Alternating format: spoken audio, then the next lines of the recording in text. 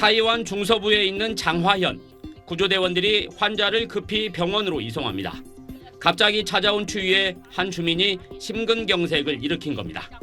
共有61名患者因为身体不适由119救护车送医，其中包含4名欧卡的患者。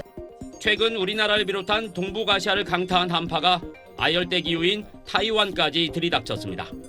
연평균 기온이 22도에서 24도 정도인 타이완은 겨울철에도 12도에서 16도의 온화한 날씨를 보이는데 이번 한파로 6도 이하로 내려간 지역이 속출했습니다.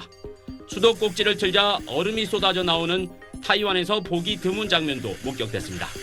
타이완 매체들은 수도 타이베이에서 28명이 숨지는 등 이틀 동안 타이완 전역에서 146명이 한파로 숨졌다고 보도했습니다. 사망자의 대부분은 노인들로 추운 날씨에 체온이 내려가면서 심혈관에 이상이 생겨 숨진 것으로 전해졌습니다. 타이완은 난방시설이 없는 경우가 많아 갑작스럽게 기온이 떨어지면 사망자가 적지 않게 발생하는데 2년 전에도 영상 10도 날씨에 126명이 숨졌습니다.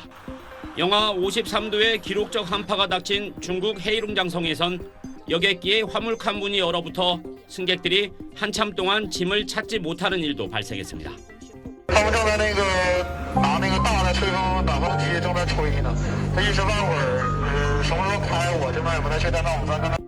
중국과 타이완 기상당국은 이번 한파의 절정은 지났지만 당분간 추위는 계속될 것으로 예보했습니다. 베이징에서 SBS 김치덕입니다. 강물을 타고 얼음덩이가 느릿느릿 이동하고 있습니다. 라트비아 예카필스 지역인데요. 원래 이맘때면 강이 꽁꽁 얼어 있어야 하는데 기후변화로 날씨가 온화해지면서 대신 큰 얼음덩이들이 생겨났습니다. 문제는 이 얼음덩이가 인근 댐 수위를 높이고 있다는 건데요. 이미 일부 지역이 물에 잠겼고요. 주거 지역까지 수몰될 위험에 처하면서 주민들은 초긴장 상태입니다. 정부는 대피를 권고하고 댐 주변 봉쇄에 들어갔는데요. 침수 지역에 물을 퍼내고 있지만 홍수까지 겹치면서 상황이 좋지 않다고 하네요.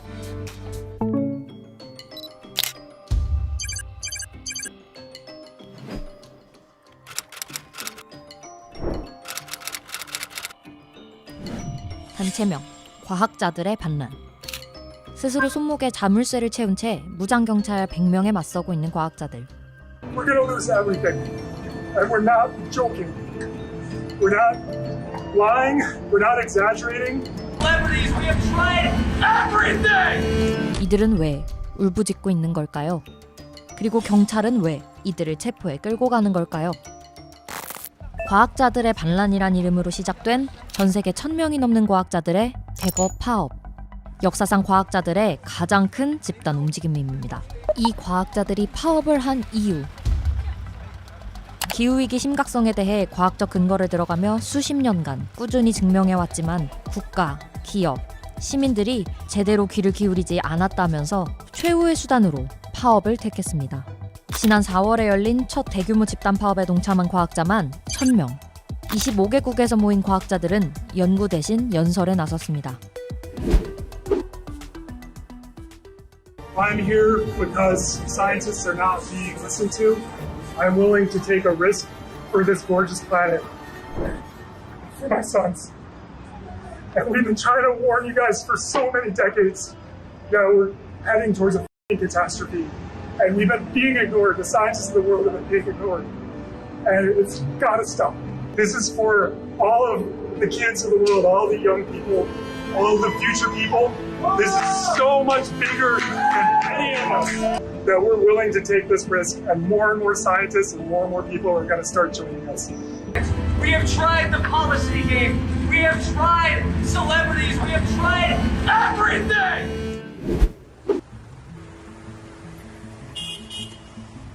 자동차 산업의 상징적인 장소에서 독일 정부가 탄소 배출 감소에 더 적극적으로 나설 것을 필사적으로 호소했습니다. 이외에도 독일, 덴마크, 멕시코, 스위스, 에콰도르, 짐바브웨, 콜롬비아 등 세계 여러 나라에서 이 파업이 벌어진 후 많은 과학자들이 그 자리에서 체포됐고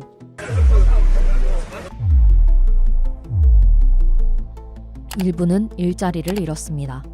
과학자들이 이렇게 집단 행동에 나서는 건 이례적인 일입니다.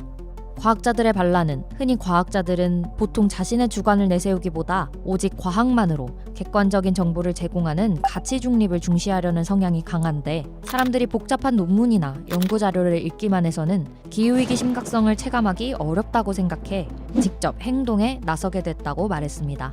이 파업에 동참했던 미국의 토양학자 로즈 아브라모프는 인터뷰에서 기후에 대해 우리가 이해하고 있는 것을 최대한 강력하게 전달하는 것이 과학자들의 임무라고 했죠. 이들은 기후위기의 불공평에 대해서도 꼬집었습니다. 선진국들은 아주 오래전부터 산업화를 진행하며 많은 탄소를 배출해 기후를 위협해왔지만 역설적이게도 현재 기후위기로 더 많은 피해를 입은 건 개발도상국들이라는 겁니다. 과학자들의 반란은 선진국 정부들이 지금보다 더 빠르고 확실하게 탄소 배출을 줄여야 할 뿐만 아니라 개발도상 국가들의 기후위기 대응을 위해 재정적 지원을 해야 한다고 주장합니다. 예컨대 최근 유엔이 사상 최악의 홍수로 국토 3분의 1이 잠긴 파키스탄에 약 2천억 원을 긴급 지원한 것처럼 말입니다. 재정적 지원을 통해 개발도상국은 기후 재난 피해에 대응할 힘을 키우는 건 물론 장기적으로는 비교적 값이 싼 화석연료를 덜 쓰고 친환경 연료를 개발하고 사용해 궁극적으로 탄소 배출을 더 많이 줄일 수 있게 될 것이라는 겁니다. 홍수로 1,000명이 넘는 사람이 숨지고 전염병 등 2차 피해까지 내몰린 파키스탄. 최악의 가뭄으로 시민들의 샤워 시간까지 규제해야 했던 유럽 등 우리는 이미 기후 위기로 인한 재난을 지켜보고 있습니다. We're gonna lose everything. And we're not joking. We're not lying. We're not exaggerating. 이제 더는 증명할 것이 없다며 제발 우리의 말을 들으라는 과학자들의 외침. 이들의 외침은 언제까지 계속되어야 할까요?